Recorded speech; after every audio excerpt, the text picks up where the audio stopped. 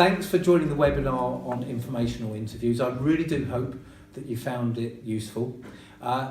You had some questions during the webinar that we couldn't get to at the end, and I also had some emailed to me as well. So as promised, here are some responses for you.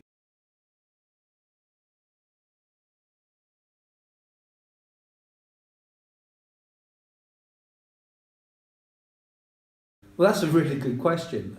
You can't always ensure that someone's not going to paint a false picture because you're not responsible for what they say. Have some questions and think about digging deeper. I talked about open and closed questions on the webinar. You can take it a step further and be a little bit investigative. So rather than just taking their answer to each question, ticking a box and moving on, I talked about going with the flow of the conversation. So if you feel you're not getting the answer you're looking for, if you're not quite getting the picture of the company that fits with what you'd expected, dig a little deeper. Be respectful of the other person. Remember that motivation, why they're there, and understand how far you can dig, how far you can push without upsetting them. But don't be frightened just to challenge them a little bit and just ask them questions that maybe open that up for you a little bit more. The other way to look at it is actually when you ask for introductions to people who you can interview, is just be clear with the person you're asking for the introduction. Will they give me the answers warts and all?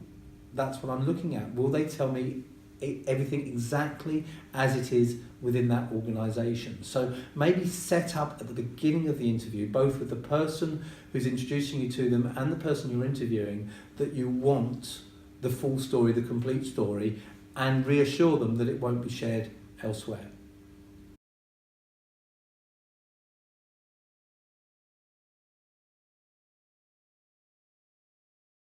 You have to be patient. You have to just pause and understand that, yes, you're looking for work. This is a step in the process. It's not the whole process encapsulated in one meeting. You know, Dale Carnegie said people are interested in people who are interested in them. The person you're sat in front of very often won't know you at that stage. They're not invested in you. They don't have a reason to help you beyond doing a favour either for the person who introduced you or paying it forward, perhaps. So why would they help you if you went straight for the jugular? So be patient and think about it as a bank account. In his book, 7 Habits of Highly Effective People, Stephen Covey talked about emotional bank accounts. He said you can't just walk into a bank and say, give me money, I want to withdraw money, if you haven't deposited in the first place. So finding out about the other person, understanding where they're coming from, making them feel at ease with you is all part of the depositing process. It's earning the right to ask for their support further down the line.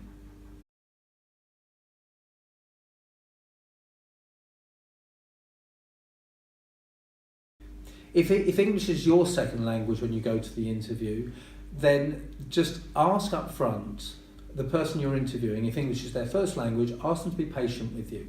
Say that, you know, occasionally I might struggle to get my question out the right way. Please allow me to rephrase it if it's a bit confusing. Say to them, sometimes I might not fully understand what you say, so be patient with me if I ask you just to repeat it in a different way. And, you know, we talked about potentially recording interviews. That's I think really important when you're in that scenario, because if you can record it, you can focus more on what they're saying and the conversation, and you're not trying to take notes and multitask when one of those tasks is translating what's being said. So be upfront and open about it. You know, be vulnerable about it and say, I'll do my best, but, you know, would you just bear with me?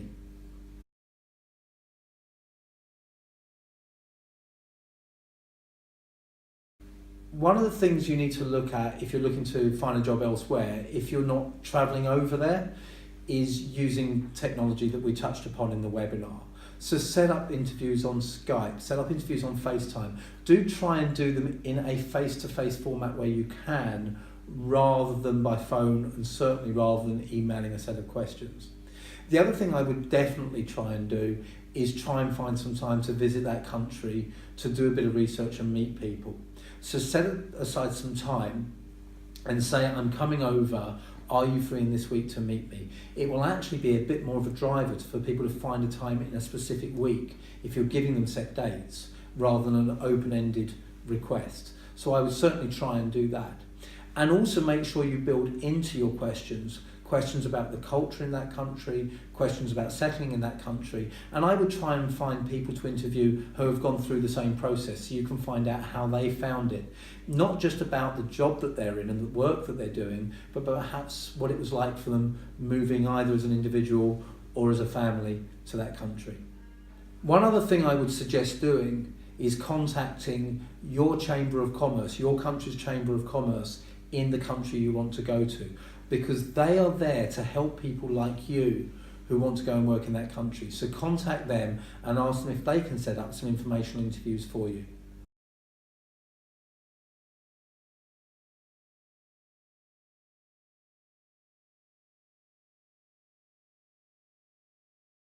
I would be very careful about this, as I said on the webinar. I think you have to respect that if they are there to give you advice and support, and it's clear that it's about that and not about a job interview or not about a referral, that you respect that. So if you want to transition to that position where they'll recommend you, you have to do two things. Number one is listen. Listen for verbal cues. Listen for things they say where you might be able to come back and say, well, is that something you think I would be a fit for, and how might I best go about that?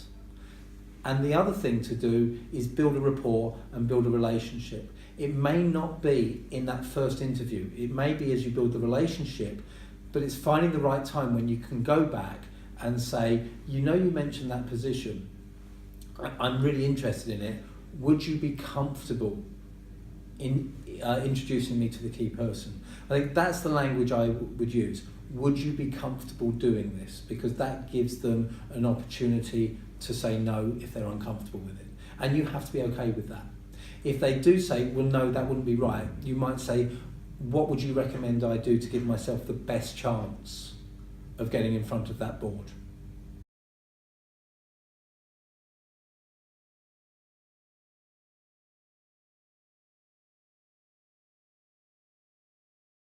Once you've got through that first month I talked about, where you followed up within 24 hours, 7 days and 30 days, you then want to develop a series of touch points.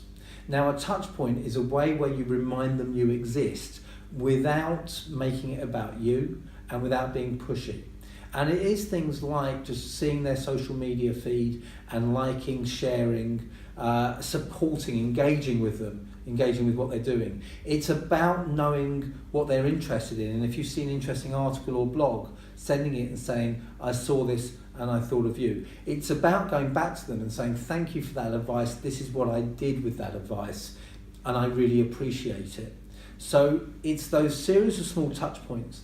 The key is, number one, they're not too frequent that you appear desperate and it's a little bit too invasive for them.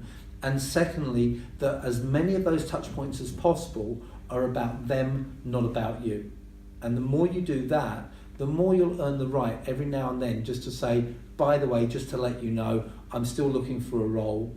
If there are any more ideas or any more advice you can give me, I'd really appreciate it. So I hope you found those useful. If you do have any other questions, please have a look around the website. There are a host of free resources on here. There's also a regular e-zine I send out every 3 weeks. You can just subscribe at the top of the page here. And that will just keep your mind focused on, are you networking in the right way all the time? And if you do have any further questions beyond that, just get in touch.